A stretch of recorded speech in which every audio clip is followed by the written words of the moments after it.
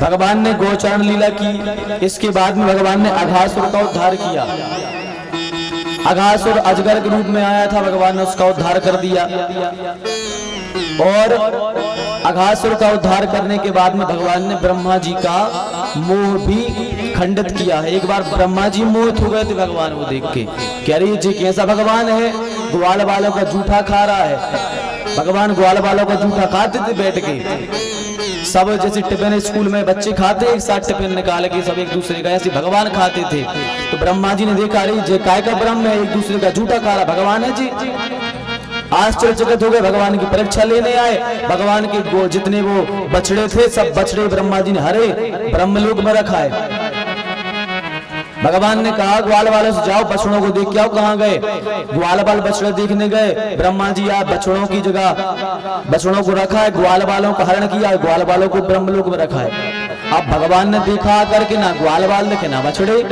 भगवान समझ गए कि ये ब्रह्मा जी की हरकत है। भगवान ने कहा कोई बात नहीं। भगवान ने अपने रूपों से उतने बछड़े बना लिए, उतने भगवान ने ग्वाल वाल बना लिए, अपने रूपों से बना ली भगवान ने।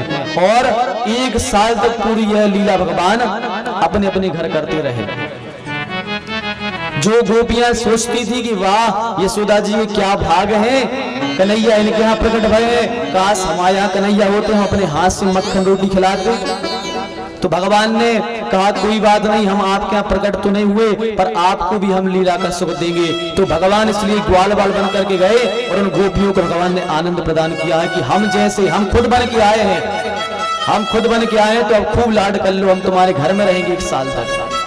गईयों की इच्छा होती थी कि कन्हैया शायद हमारे यहाँ प्रकट होते, हम इनको बढ़िया दूध पिलाते।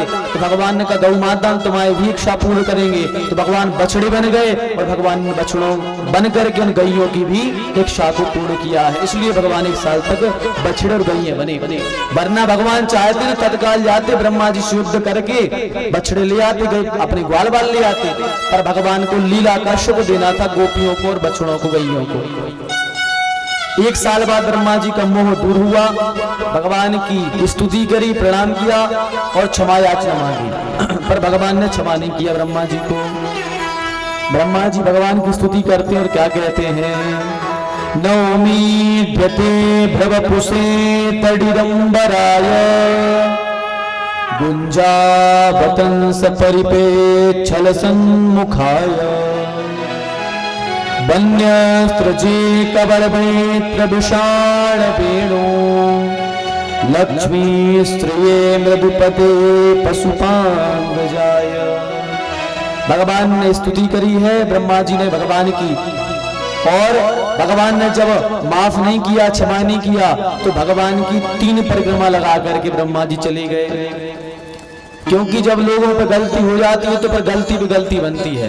ब्रह्मा जी ने गलती करी और गलती करने के बाद में भगवान की 3 परिक्रमा लगा दी, बल्कि भगवान कृष्ण की 4 परिक्रमा लगाई जाती हैं। आधा काम करके चले गए। परिक्रमा का भी विधान है, एका चंड्या रवे सप्ता तिस्रा कार्या विनायके हरेश तस्रा कल्याणा शिवस्यार्धम प्रदक्षिणा। भगवान राम कृष्ण नारायण भगवान के जितने 24 अवतार हुए उन सबकी 4 परिक्रमाएं लगाई जाती हैं। और भगवान गणेश जी की 3 परिक्रमाएं लगाई जाती हैं। दुर्गा जी की 1 परिक्रमा लगानी चाहिए, शंकर जी की आधी परिक्रमा लगानी चाहिए और सूर्य भगवान की 7 परिक्रमाएं लगानी चाहिए। परिक्रमा का विधान है। तो इन्होंने 3 परिक्रमा लगाई, भाग गए, भगवान ने माफ नहीं किया। इसके बाद में भगवान ने कालिया दमन लीला की है। भगवान ने कालिया को रमणक द्वीप भेजा है। कालिया क्या करे, यमुना जी में रहे, सारा जल विष से भर दिया, गौ माता जल पिए मर जाए। भगवान को पता लगा, भगवान ने कहा ये तो बहुत गलत है। तो भगवान ने क्या किया, एक दिन गड़ा गेंद खेलने के बहाने गए, बॉल फेंक दी यमुना जी में। सीधामा बोला हमें तो वही गेंद चाहिए। भगवान कूद गए और जाकर के भगवान ने कालिया के 100 फन थे, 100 ही फनों पर भगवान ने तांडव किया है। तांडव केवल भोलेनाथ नहीं करते, भगवान कृष्ण ने भी तांडव किया है। बढ़िया भगवान ने 100 फन पर नृत्य किया। जो फन कालिया उठा भगवान उसी पे जाए, नाचे और खून से लहू लोहान कर दे। जब इस प्रकार से भगवान ने तांडव किया, कालिया की पत्नी आई और बोली महाप्रभु हमें क्षमा कर दो, हमारे पतिदेव को क्षमा कर दो, उनकी कोई गलती नहीं है। भगवान ने कहा यहाँ मत रहो, जाओ रमणक द्वीप में रहना। कहा ठीक है प्रभु, अपने पति को लेके वहां चले जाएंगे। कालिया ने कहा प्रभु वहां गरुड़ जी रहते हैं, गरुड़ जी हमें मार देंगे, हमें खा जाएंगे। भगवान ने कहा नहीं अब नहीं खाएंगे, अब निश्चिंत हो जाओ, हमारे चरण तुम्हारे सिर पर पड़ गए हैं, अब सील लग गई, अब तुम्हें गरुड़ कुछ नहीं करेंगे, तो तुम्हारी पूजा करेंगे, चले जाओ। तो कालिया फिर रमणक द्वीप पहुंचा, भगवान ने कालिया से मुक्त किया, कालिया दमन किया भगवान ने। और कालिया दमन के बाद में क्या हुआ कि भगवान एक दिन देख रहे हैं यशोदा जी के पास में आए, बोले मैया बहुत तेज की भूख लगी है, भोजन दो। यशोदा जी बोली भैया खाने को तो नहीं मिलेगा आज। बोले क्यों? बोले आज पहले देवता की पूजन होगी, उसके बाद खाने को मिलेगा। कन्हैया बाबा के यहाँ गए, बोले बाबा भूख लगी है, मैया खाने नहीं दे रही। बाबा ने कहा जब तक देवता का पूजन नहीं होगा तब तक खाने नहीं मिलेगा। बोले कौन देवता का? बाबा बोले कन्हैया इंद्र देवता जो है वो पानी को बरसाते हैं, इसलिए आज इंद्र का पूजन होता है। तो जब इंद्र पानी बरसाते हैं हमारी गैयों को हरा हरा घास होता है, गैयें खाती हैं। कहा अच्छा।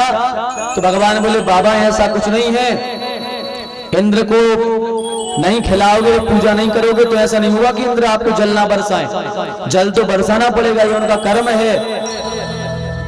तो यहाँ भगवान ने इंद्र की पूजा का खंडन किया है। इंद्र की पूजा का खंडन करने का अर्थ ये है, ये नहीं मान लेना कि पूजा का खंडन किया है। भगवान ने ये किया है कि जो हम करते ना मनोकामनाओं के पीछे, भगवान के पीछे भागते हैं। यदि शनि की दशा आ गई तो शनि मंदिर दौड़े दौड़े जा रहे हैं, मंगल की दशा आ गई तो मंगल के पीछे दौड़ रहे हैं, बुद्ध की दशा आ गई बुद्ध के पीछे दौड़ रहे हैं, अपनी मनोकामनाओं के पीछे पीछे दौड़ रहे हैं। तो भगवान ने ये कहा है कि मनोकामनाओं के पीछे मत दौड़ो, केवल भगवान का भजन करो। गोवर्धन का अर्थ होता है जो सबका वर्धन करता है, उसे गोवर्धन कहते हैं। तो भगवान ने कहा जो हम ठहरे तुम्हारे रक्षा करने वाले, तुम्हारी सुध बुध लेने वाले, तो तुम काय को फिर यहाँ वहां अपनी कामनाओं को लेके जाते हो। तो भगवान ने ये कामनाओं का मर्दन किया है, इंद्र का नहीं किया भगवान ने, मान पूजा का खंडन नहीं किया, ये कामनाओं की निवृत्ति कराई भगवान ने। तो ग्वाल वालों ने मिलकर के फिर सब जितना भोग बनाए थे सब भोग बना करके गिरिराज जी की तरफ ले गए हैं। गिरिराज जी को मानसी गंगा के द्वारा ठाकुर जी ने प्रकट कर दिया, उससे स्नान कराए, चंदन वस्त्र फूल दूध की धार से स्नान कराया, अभिषेक कराया। और अभिषेक कराने के बाद में भगवान ने कहा भोग लगाओ। जैसे ही भोग लगाया चतुर्भुज रूप लेकर के गोवर्धननाथ प्रकट हो गए। बोलिए गोवर्धननाथ की जय हो। गोवर्धननाथ प्रकट हो गए और अपने हाथ से उठा उठा करके भोजन करने लगे। अब ग्वाल वाल सोचे भैया अभी तक तो देवतापन को खावे छुड़त के प्रसाद रूप में, न तो सब खा गए। लेकिन भगवान गोवर्धन ने जैसी चुटकी बजाई सब थालियां फिर भर गई और सबने बढ़िया आनंद के साथ में प्रसाद को पाया। और प्रसाद को पाने के बाद में अब गिरिराज जी की परिक्रमा लगा रहे हैं। चलिए हम भी बड़े भाव के साथ में गिरिराज जी की परिक्रमा लगाते हैं। हो तेरे माथे मुकुट विराज रहो, हो तेरे माथे मुकुट विराज रहो। श्री गोवर्धन महाराज महाराज तेरे हाथ मुकुट विराज रहो। श्री गोवर्धन महाराज महाराज तेरे हाथ मुकुट विराज रहो। तेरे माथे मुकुट विराज रहो, तेरे माथे मुकुट विराज रहो। श्री गोवर्धन श्री गोवर्धन श्री गोवर्धन महाराज महाराज तेरे हाथ मुकुट विराज रहो। गोवर्धन महाराज महाराज तेरे हाथ मुकुट विराज रहो।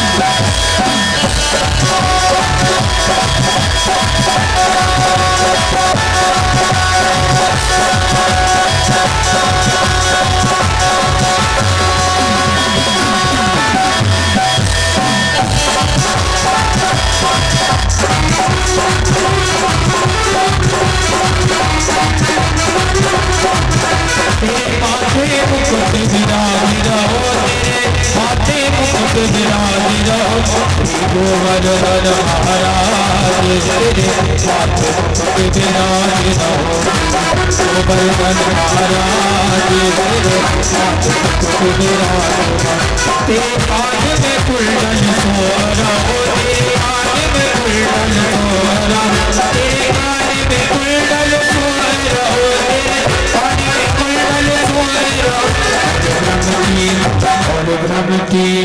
और ब्रह्म की बनी विशाल तेरे